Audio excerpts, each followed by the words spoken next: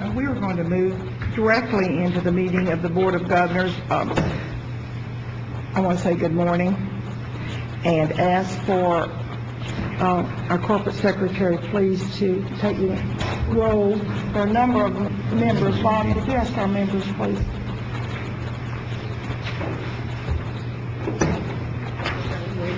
We're coming, yeah.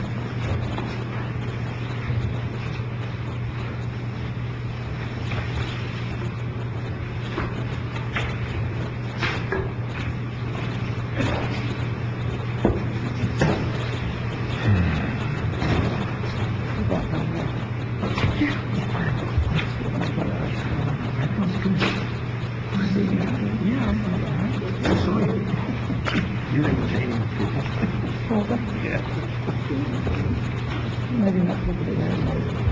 Well, they're really sure. I'm not saying that.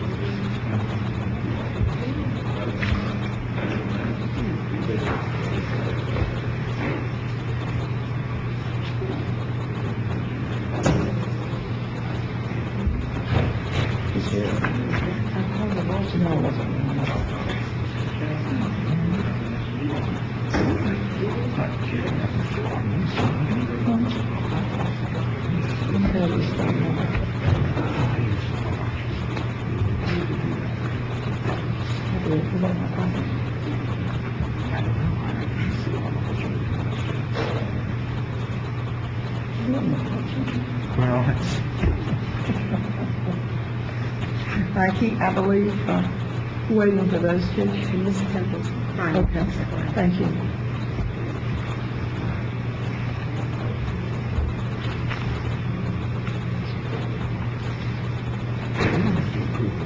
We don't have action until...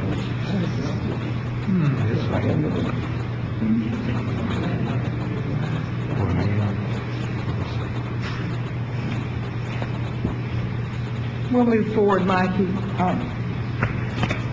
Okay. The Vice Chair, Ms. McDevitt? Here. Commissioner Blomberg? Dr. Chase? Present. Mr. Datsberg is not present. Ms. Duncan is here, but not in the room. I've seen her. Mr. Edwards is not here. Dr. Marshall? Here. Mr. Martin? Here. Mr. Mosley? Ms. Pappas? Here. Ms. Parker? Here. Mr. Perez? Here. Mr. Stavros? Here. Mr. Temple? Here. Dr. Zachariah? Yes. Madam Chair, you have a floor. Thank you very much. Good morning to all of you. I want to begin by thanking you, President Gibbons, for your hospitality, this beautiful facility, and your staff that's so accommodating. We maybe overstayed our welcome this time. This is our third day, but we thank you very much. Many of us have been here for 2 days, some of us before that. But I believe our sessions with the trustees were excellent sessions and a real opportunity for team building in our state university system. Our university trustees are an important part of our new governance structure, and we need to hear their voices and recognize their views on each subject and thank them for their support. Together, it's a great university system, and as I've said many times, collectively, I believe we can reach our goal for greatness. It's hard to believe that we met just 4 weeks ago to decide that we would join the lawsuit filed by former Senator and Governor Bob Graham and former U.S. Representative Lou Frye. Since the board voted to join the declaratory judgment action, an amended complaint has been filed adding the board, and we will be asking the court to expedite the proceedings in this case in order to obtain a judicial clarification as soon as possible. I want to emphasize that this board is very respectful to the legislature, and this is not an adversarial action. The legislature are our friends, and personally, I care about many of that. To that point, I would like all of us to remember our Senate President, Ken Pruitt, who has had a terrible, untimely loss in the death of his son, and I know you share with me sending him your deepest sympathy. It's a terrible thing. It's every parent's worst nightmare. I want to thank the President and Speaker Rubio for their thoughtful comments, which make it clear that they recognize that the judicial clarification of the board's constitutional responsibility is to the best interest of the citizens. We need this clarification so we can understand our roles and responsibilities. As Vice Chairman McDevitt so aptly described in our July meeting, everything we do seems to be filled with uncertainty. At our meetings over the past several months, I've described the value of the state university system and its importance to the state. Our board stood for quality when it decided to freeze enrollment growth and address tuition increase. Our chancellor has demonstrated routinely that we have suffered in per-student funding over the past 15 years, and that now we have the worst student-faculty ratio in the country. This is not what we as the board want for our state university system. I want to read you something that I found recently. It was written 30 years ago, but I believe it's still relevant to us and should bolster our resolve. I will be quoting from the document I found, not in total, but partially quoting. 30 years ago, now think of this. Quality education can only result from the commitment of decades of unified support among educators, public officials, and concerned parents and citizens. The attainment of this goal by our state universities will emerge from the following conditions. First, higher education policy must be set by a governing board of independent citizens who serve as an intermediary between the necessarily protected freedoms of the academic community and the equally necessary responsibility of political institutions in our democratic society to be responsive to the public will. A second prerequisite for unified support is the development of a long-term strategy for quality improvement by the independent governing board. Third, unity of support requires intensive coordination among the various sectors of post-secondary education, public and private. Finally, quality education can only be achieved by the provision of adequate and focused resources to educational programs. 30 years ago, that was written. All of the above are still true. It's time for the clarification. The value of this system is demonstrated every day. When one of our university has problems or gets negative press, it reflects poorly on the system. Since the budget shortfalls and the determination by the revenue estimating conference last week that the shortfalls will be about $1.1 billion, the universities have been directed to make a 4% budget cutback. The legislature has announced a special session for September 18th to address the budget shortfall. We'll all be watching and participating in that special session. Today we will be adopting our legislative budget as we did this morning for 08-09. I believe that this is a responsible budget in a time of constraint. We had that discussion today, led very appropriately by Chairman Perez. We are not asking for funds for many new initiatives, nor are we presenting requests that are unreasonable. What we're doing is new for this board. We're requesting funding in lump sums to address student success, to help students get in our universities and graduate in a timely manner. We'll have efficiencies gained through shared system resources and foundations to build a world-class university system. Today, we know in the discussion of the budget, which will be finalized in September, we had opportunities to change in how we present that budget. We know that conversation will continue into September, but we believe that's the best. Doing it in many areas in lump sum funding will be the best interest of this system. In a few weeks, our universities will once again be welcoming new students to begin their academic journey. Others will be returning to the excitement of our campuses in fall. It's to those students and the quality of their experiences to whom we are committed. We're committed to quality, and we want to be committed to access when it's funded appropriately. Finally, as a reminder, our next meeting is scheduled for September the 26th and 27th. After a conversation with the Chancellor this morning, I believe because of the special session, which has been announced for up to 3 weeks, that we were going to have a conversation about moving that to Tallahassee. Is that appropriate? I'm sure the President of the University of North Florida will be sorry. Is there a motion now for the minutes to be approved, please? Thank you. Second? All in favor? Thank you very much. Chancellor? Good morning, Madam Chair, members of the board. This, as you have commented, Madam Chair, has been a very busy summer. We've had board meetings for each month this summer. Some of you are tired of seeing me, I understand. By the way, we're going to meet next month as well. But before I go further into my comments, in all seriousness, I would like all of you to join me in thanking our volunteers, members of the board, who have really been doing some heavy lifting over the past few months. Thank you very much.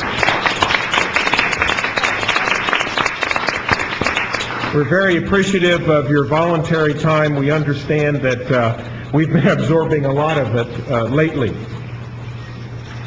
We have accomplished much in a few short days here this week: an orientation of new trustees, meetings with trustee members to discuss national and state trends, presidential evaluation and accountability issues, and then our budget workshop chaired by Tico Perez. We also held meetings here with Board of Governors liaisons, and we've hosted the Florida Technology and Research Board yesterday. So as you've seen, we've been very efficient with our time, and we're grateful to the University of South Florida for hosting us. We're, of course, not the only governing body that is meeting or will be meeting. The legislature has already had 2 special sessions this year, plans a 3rd special session. Clearly, one of the issues is going to focus on budget cutbacks. Our institutions are taking their first budget cuts now, anticipated at about 4% total. We hope not more. This is a development that none of us wants, but it is a reality in our state, and we must confront it squarely, and I know that our presidents and the faculties are. I believe that we can come out of these difficulties stronger and more unified if we stick together. In the midst of these difficulties, we do spend so little time talking about what really matters, namely our students, our faculty, and our staff. They're the backbone of the state university system. Indeed, in just 2 weeks, our institutions will open to the 2007-2008 academic year. We're going to enroll nearly 300,000 students, about 58% women, 42% men. We're going to offer over 7 million student credit hours of classes. We'll teach nearly 80,000 courses in traditional and non-traditional disciplines. We've truly mounted an impressive academic enterprise, one that on a daily basis does deliver to our students and to the citizens of the state of Florida. I do want to thank our board for their growing concern for quality in our system. We have nearly 300,000 reasons to obsess over quality. Of course, I am self-interested. My son is a junior at FIU, and his sister, our daughter, is enrolling as a freshman. I have professional and family reasons to demand quality. I see it firsthand every day, not just in the work, but at home. And since many of you received your degree or degrees from a Florida public university, or has one or more faculty members with a Florida degree, you too have a personal stake in quality. The better our degrees become, the more valuable will be your family member's degree. But now we got to work harder than ever to ensure quality. The 4% cutback that we're going to take is the equivalent, if we were to restore it, of a 25% tuition increase. We're moving backwards. This is not acceptable. I'm glad that you all agree. But even with these difficulties, there's much to celebrate. And let me share with you just 3 cases. Our faculty throughout the system are not just teaching students. They're engaged in addressing real-world issues. For instance, and I just have 3 points to make here.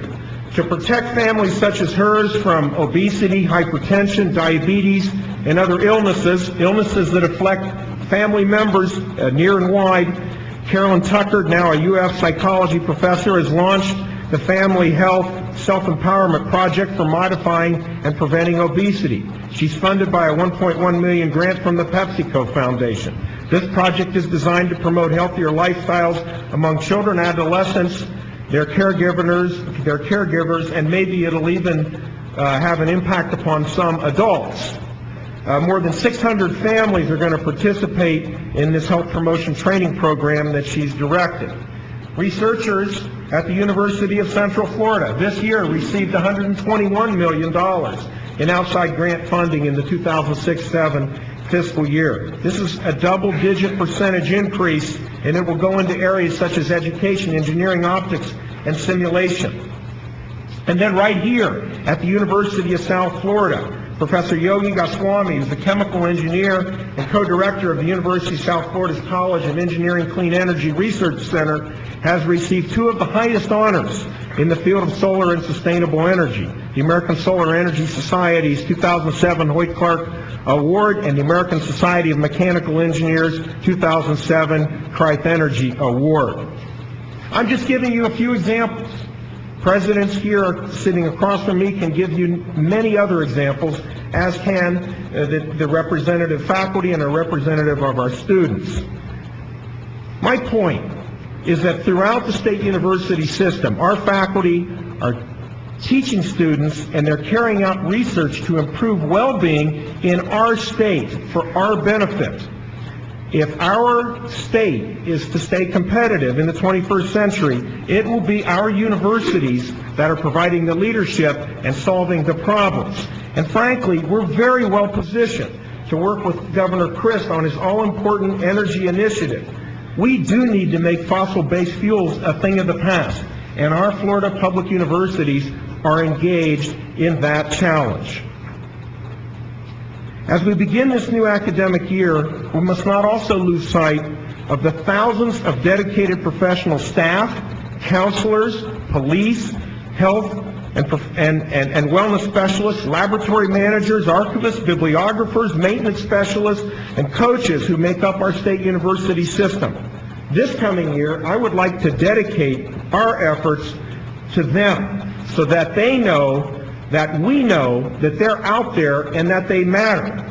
And in this regard, I want to thank the countless staffers in the Board of Governors who put in extra hours over the last couple of weekends and months to ensure that the deliverables for this meeting would be delivered on time and in high quality. Thank you. Thank you, Chancellor. And when we add a meeting or add a committee meeting, it's the staff who carries that burden, and I too want to join you in thanking again. Item number 4, are you going to lead the conversation? Rick Nancy, our very able leader. Thank you, Madam Chair. Madam Chair, if you turn to page 52, there are two issues I want to briefly discuss. The first, student safety and security. I will ask with your concurrence that this issue be pulled. In discussions with the CFOs at our universities, we think we can address the training matters that this would address by working with municipal and county law enforcement agencies. So in this time of fiscal distress, there'd be no need to go forward with this issue. I'm comfortable with that. The chairman of that committee that covers that is out, so yes, that's fine. Thank you, ma'am. I'll speak for him. And on page 53, this item is not for a vote today. We need to bring it to your attention. We'll be coming back in September with additional information. This would help us to identify a funding source for the State University System Concurrency Trust Fund. That trust fund provides money for the universities to meet the local concurrency mandates based on comprehensive plans by municipal and county governments. Currently, that trust fund has no money coming into it. We expect that by the end of this fiscal year, that the funds that are there will be depleted, and so it's important that we identify a new funding source. I'll be working with some of the staff from the universities over the next 30 days to try to do that and bring a proposal back to this body so that we can go forward in the next session. Any presidents want to comment? Thank you very much. There are action items. I'd like to ask Chris Kinsley to please come up and speak to those items.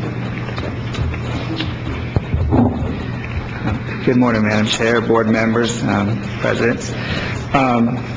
With these two items, I would like to take just a few minutes on each item. These are debt approvals under our debt guidelines, one for the University of Florida and one appropriately enough for the University of South Florida.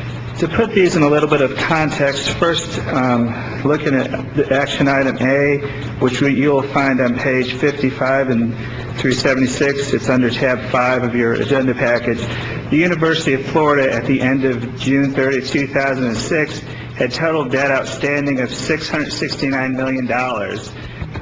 The University Athletic Association, whose the debt issuance we're looking at today, had total debt of $84 million, and we're looking to add about $15 million to that debt. So that's just to put it in a context of total debt issuance. What the University of Florida is looking to do is, of course, from the agenda item, the University Athletic Association is looking to issue tax-exempt bonds to finance the expansion and renovation of a portion of Ben Hill Griffin Stadium on the main campus of the University of Florida. We're all aware of the continuing success of the football program at the University of Florida, and they're looking to partly expand and partly renovate the facilities. Primarily, this is the office facilities, and if you will look for a more complete description, it's over on page 60, where they're looking at expanding some of the offices, expand the strength and conditioning facilities, and work on their recruiting facility, which is known as the Gator Room. And then finally, just to look at the Are there any questions? Yes. About, do we need to take each item separately or collectively? I would recommend separately. Are we doing this with, excuse me? Move approval. Is there a second? Second. Any discussion? All in favor? Thank you very much. Congratulations to Mr. Kavanaugh. Thank you very much. And then for the University of South Florida, again, in context, they have total debt outstanding as June 30 of 06 of $347 million. The USF Foundation, who will be issuing the debt, has total debt outstanding of $47 million, and they're looking to issue $26 million. I will point out for the record, there's a substitute replacement page. Page 71 had a technical change, so I'll just mention that for the record on agenda item of the resolution 3. The University of South Florida is looking to construct a 100,000 square foot medical faculty office building for the USF Physicians Group on the Tampa campus of the university. And what I'll point out is that this is not related to the undergraduate medical education that we have spent considerable time discussing. This is for faculty offices and will be paid for as, from the faculty leases. And I think what's important to note, too, is, as stated on page 73, the university has performed an analysis indicating that it's cost beneficial to construct and own the building for the physicians group rather than lease. And that's what they're looking to do. Currently, they're in private space that they lease, and they feel it will be more cost beneficial to own their own facility, which certainly we can all understand. And that concludes my remarks. Any questions? Move. All right. Any discussion? All in favor? Aye. Opposed?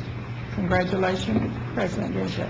On item C, since I'm a bit embarrassed that President Ginsburg had to remind me that as of July 1st, the Johnny Bird Alzheimer's Center reports to the Board of Governors. Is that correct, Chancellor? Yes. I think it would be appropriate, if there's not anyone that disagrees, that we postpone that until we're more prepared.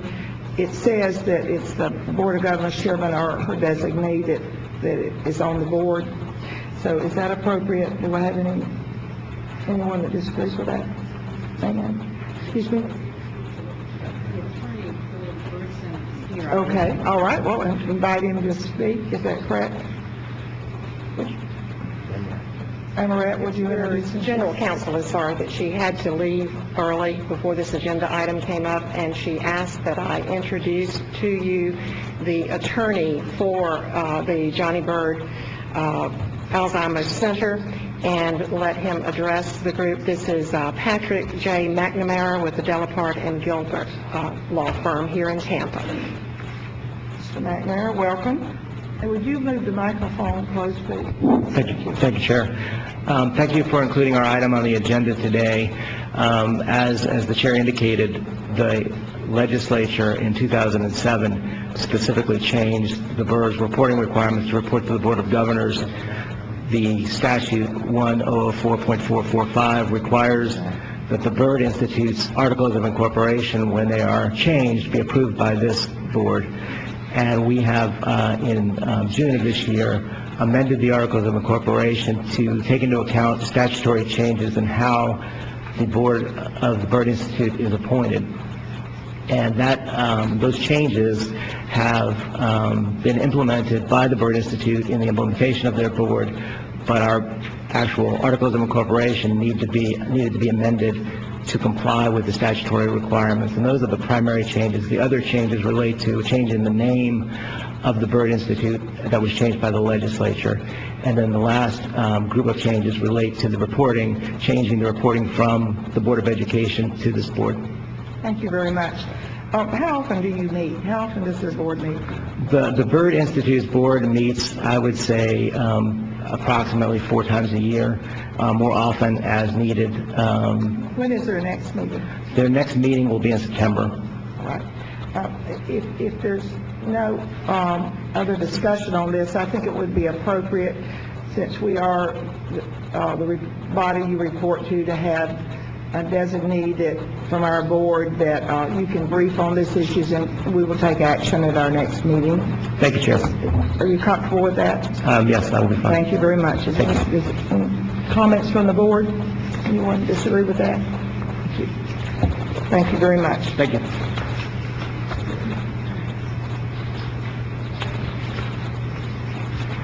The consent agenda. Everyone's been briefed. Dr. Lamont, would you like to struggle to the microphone? We're sorry about your... Madam Chair, these are 3 Board of Governors regulations that are making their way from old Board of Regents rules. We have 7 more queued up per our 2-step process. This is simply a notice of intent, so that if there are issues, they will be all worked out between now and the time that the board actually takes action. That's the reason for our recommendation that they be placed on consent. Any discussion, questions? All in favor? Thank you very much. Consent items all passed. Now we will have our committee reports, and added to that list will be, and I think we'll begin with that, with Chairman Pappas. Would you give a report, though it's not on the list, on your task force? Yes, thank you, Madam Chair. As you know, the FAMU Task Force has had several meetings in the past several months, and we have been doing preliminary assessment work on the circumstances surrounding the operational audit issues that were brought to our collective attention within the last 6 to 8 months. And we are drilling down on areas in which we can work cooperatively with FAMU in their action plans so as to provide additional assistance through resources provided by the legislature in certain key areas. At the moment, our preliminary assessment is that the areas that we would focus on are information technology and some shortcomings in ways in which that process has been managed, particularly in the conversion to the PeopleSoft environment and certain of the modules that are remaining to be incorporated, and just difficulties as all universities have encountered, but it's particularly problematic for FAMU, and in fact is probably one of the most significant underlying problems that gave rise to many of the control issues that were addressed in the operational audit. So that's something that in our review and in conversations with President Ammons and focus of their board, we all know is requiring attention. Also, some very focused work on balanced reconciliation and very technical financial matters that we're bringing some, our goal is to bring some particular expertise to that issue as well. In the area of operational controls, which indicated certain vulnerabilities, it's our intent to provide some very targeted areas of potential investigative work so that we can put to rest those areas of concern. And finally, some focus on staff supporting and how to deal with those particular areas where perhaps training and additional support staff might be required. As you may know, the legislative appropriation that the task force received was less than what we had requested. We had requested $3 million. We received $1 million. Obviously, that's a significant amount of money, and I don't mean to imply that we're not grateful for it, but it does limit the ability of the task force to undertake perhaps as comprehensive an assessment as I personally would have liked. It means that we are drawing upon, and perhaps the presidents will indulge me because we will be calling upon you for some assistance from certain technical areas among your staff, at least on a limited basis, to help us get our arms around how to focus some of these activities. And I would very, very much, as I know the university would appreciate your cooperation. I know it's lean times, but that is how, working as a system, we can be more effective. FAMU has developed a corrective action plan of its own through its Board of Trustees. It's an aggressive plan. I know President Ammons is very focused on its development, and we have reviewed that plan and will be working with them to make sure our activities are coordinated and not duplicative. As you may know, the Board of Governors has engaged its own Inspector General, who is assisting me in these activities, Mr. Derry Harper, and I'm confident that our overall activities will increase and begin to bear fruit in the next several months. We will present our action plan for consideration by the task force in a meeting on August 29th. I'm hopeful that immediately thereafter we will commence some concrete activities towards more refined preliminary assessment and corrective actions. And that will be the time frame in which you can expect to be hearing from me, presidents, about some assistance.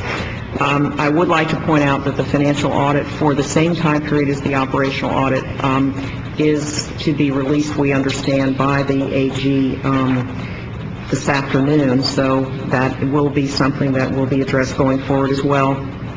And finally, I would report that the new FAMU board members, and I thank the members of the Board of Governors and the nominating committee for their assistance in those appointments.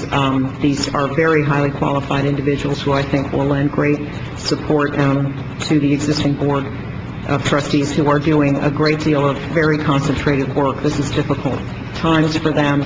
They're devoting a great deal of time. President Ammons is very vigilant in moving this process forward, and we continue to be hopeful that we will be able to produce a timely report to the legislature as requested. If there's any questions, I'd be happy to entertain them. Are there any questions, comments? President Ammons, do you have a comment? Well, I would just add that, as Governor Pappas has said, we have put together a corrective action plan that we have shared with members of our board, with members of the task force, the Chancellor, and Chairman Roberts. I think you've got a copy of it as well. We are well underway with the work of that corrective action plan. And partly because when I say we're well underway, we have a deadline from the Southern Association of Colleges and Schools to submit our first monitoring report on September the 7th. So therefore, our team is hard at work preparing that report so that we can show them that we are making progress at the university. We have worked with Chair Pappas and Derry Harper. They have been a part of discussions at the university We are trying to coordinate our work. And I'm hopeful that we will be able to convince the Southern Association of Colleges and Schools that the university should be removed from probation as soon as possible. We wish you the very best in that, President Amos. Thank you. Governor Pappas, does that conclude the report? Yes, it does, Madam Chair. Thank you. Thank you very much. Governor Perez. Madam Chair, the Budget Committee held a workshop yesterday where we heard from numerous folks talking about the current federal situation, the budget estimating conference, state budgeting process, and the new process for our SUS budget. This morning, the Budget Committee met at length and reviewed the new budgeting format and the new budget on a line-by-line basis, and came forth with 3 motions that I'd like to make on behalf of the committee for the board adoption. Motion number 1 was that the board adopt the 2008-2009 SUS legislative budget requests, and that the chancellor have authority to make technical corrections as needed, subject to 3 of the items in the budget requests were moved offline for reconsideration by their respective committees, those being the Graduate Student Assistance and Support, the Institute for Oceanography funding, and the Institute for Global Education. And further, subject to the special units dealing with all of medical education's funding requests will be subject to the results of a meeting by the presidents and the deans of the medical schools, hopefully in the next month, trying to find some synergies in the Liberty Medical School curriculum, as well as the accreditation challenges brought about by changes in LCMA accreditation standards. So that was the allocations there will be subject to any positive results that may come from those meetings. Your second to that motion should give you 1 minute time. Yes, ma'am. Second. Questions? Comments? All in favor? Opposed? Thank you very much. Madam Chair, I was remiss in pointing out that there was one more caveat to the existing budget, and that is that we have asked the presidents to step up and let us know if some categories of funding which they currently receive now were not included in the budget request. And the examples we've seen thus far are FAMU's funding on their matching program, UCF's funding on their Burnham program, and we've asked all the presidents to come forth so that if we need to find places in the budget to include those on a go-forward basis, we will do that at the September meeting as well. Yeah, let me amend that as one of the additional caveats to what was passed. The second to his amendment. All in favor? Thank you. The second resolution passed by the Budget Committee this morning was to adopt the board's general office legislative budget request, and that the chancellor have authority to make whatever technical changes needed to that budget request as well. Second? Second. All in favor? Aye. Opposed? Thank you. And the third action was that the board advocate for additional funding for need-based financial aid to the legislature, especially an endorsement of the Florida Student Association grant. Assistance grant. You are correct, sir. The Florida Student Assistance Grant. Discussion? All in favor? Aye. Thank you very much. That concluded the Budget Committee meeting. Ryan, did you want to comment? The only point I was making to Governor Mosley is I wanted to make sure that Governor Perez wasn't recommending more money for the Florida Student Association. That we're getting a grant, sir. Yes, I was going back to my student body president days, Chancellor. And I knew you then, and you were smiling too. Thank you. Mr. Chairman, would you move to your next committee? And if that concludes that report, does it? That does conclude the report from the Budget Committee, unless anyone else on the committee, if I left anyone out. Okay. Madam Chair, following that committee, the Emergency Preparedness and Campus Safety Committee met. No action was taken. We received reports from our working groups, Governor Martin's group dealing with emergency notification systems and technology, Governor Chase's working group dealing with training and identification for at-risk students and faculty training, and Governor Parker's group dealing with police and law enforcement, we had a fine presentation from Chief Tom Longo, who's the chair of the SUS Chiefs of Police, and we're looking for recommendations from each of those groups at our next meeting, and we will hear from Governor Marshall and the mental health groups report at that meeting as well. Conclude that report. It does conclude my report, Madam Chair. For a wonderful day's work. Chairman Duncan.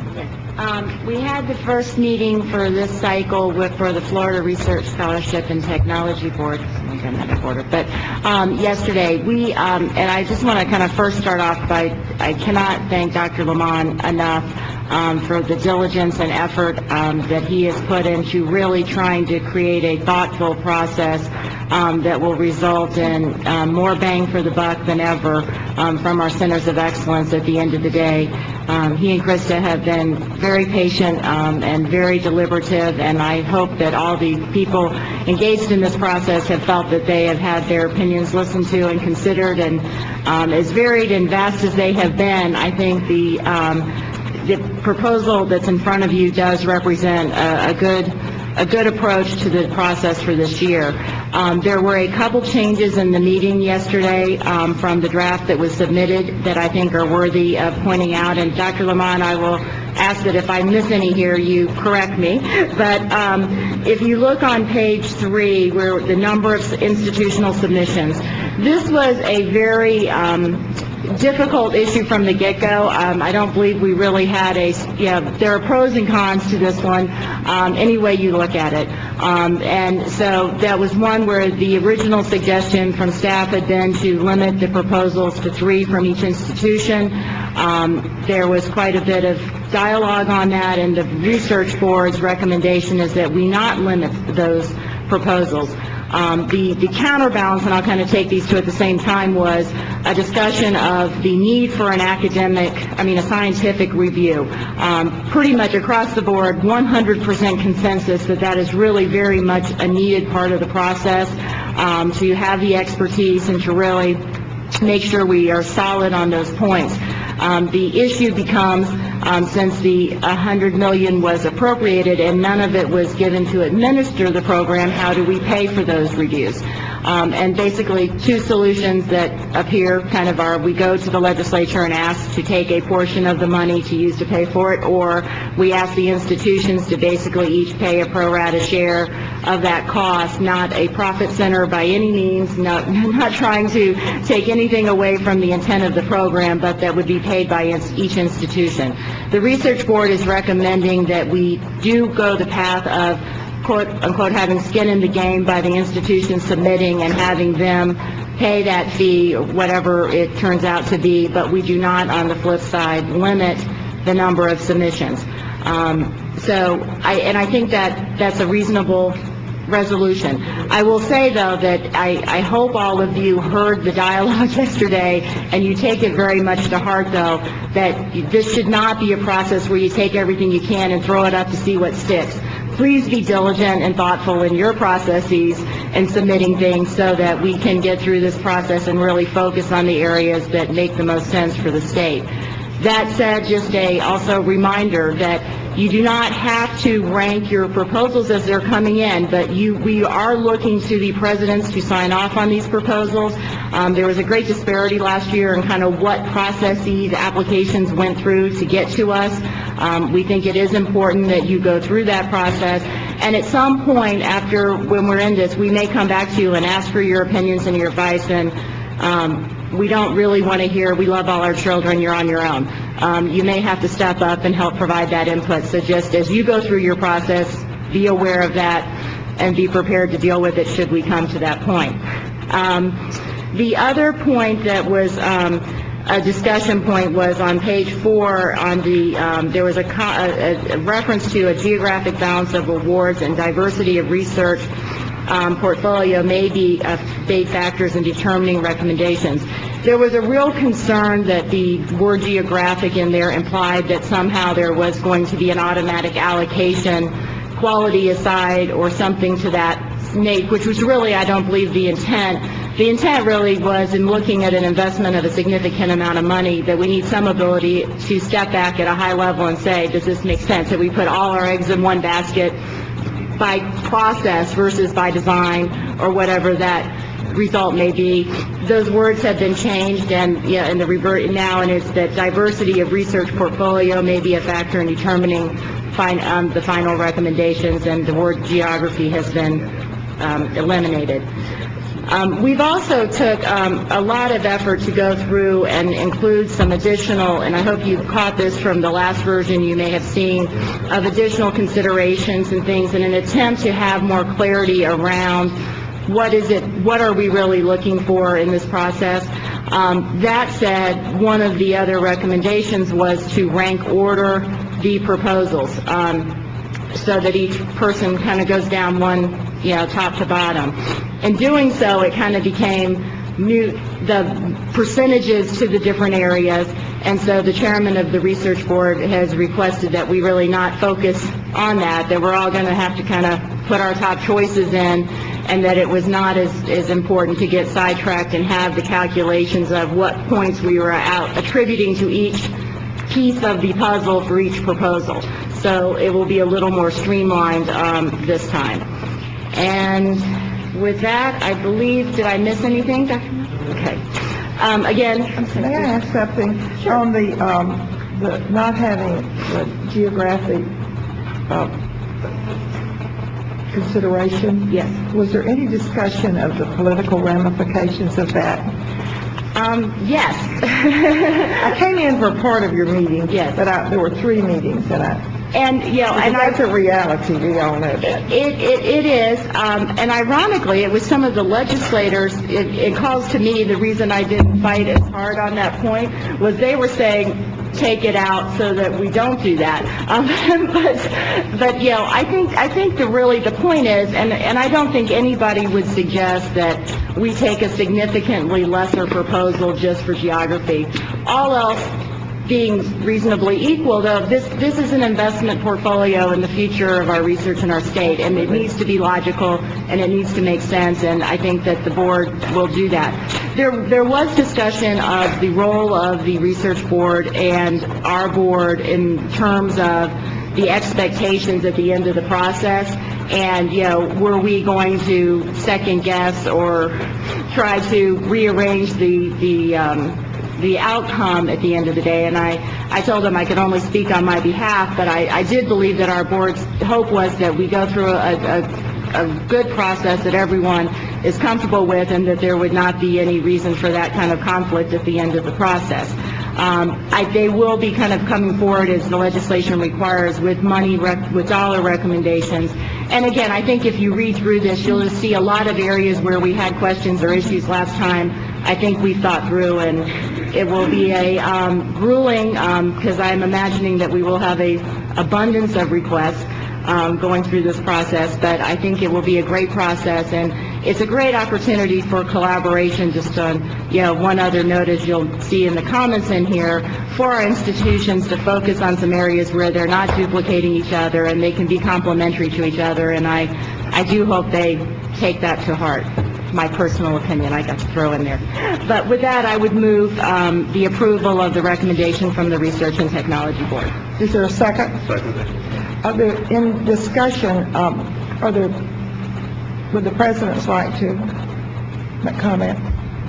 President Gibbons? I was very pleased with the discussion. I thought they were the people brought up very thoughtful items, and it worked for everybody. I thought it was very fair, trying to improve on last year's process, which is always good, and the idea that the timeline wouldn't be quite as rushed as it was last year, so that we have more time to develop our proposals, that we add a scientific component to it from an outside resource, which is terrific, and that the scientific component would not evaluate the economic development. The board would evaluate the economic development component of it. So I thought it was a very positive discussion. And I appreciate all of your staffs, because I know that there have been a number of meetings and dialogues and considerations, as well as with the other institutions not in the SUS that are part of this, and I do believe we're at a good place right now. And before we vote, I want to thank you, Governor Duncan, and your dedication to this, to improving the process each time, your knowledge in this area. You've just done an excellent job, and I do think the process improves each time you meet and work with this. So I applaud and thank you. And with that, all in favor?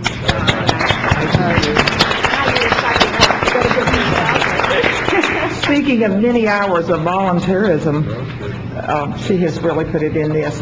I think that concludes our business, but I'd like to invite you, on the President's behalf, would you like to make your invitation for lunch? We invite you to lunch. Thank you so much for being here. We always enjoy hosting this group, and lunch is served in the next room.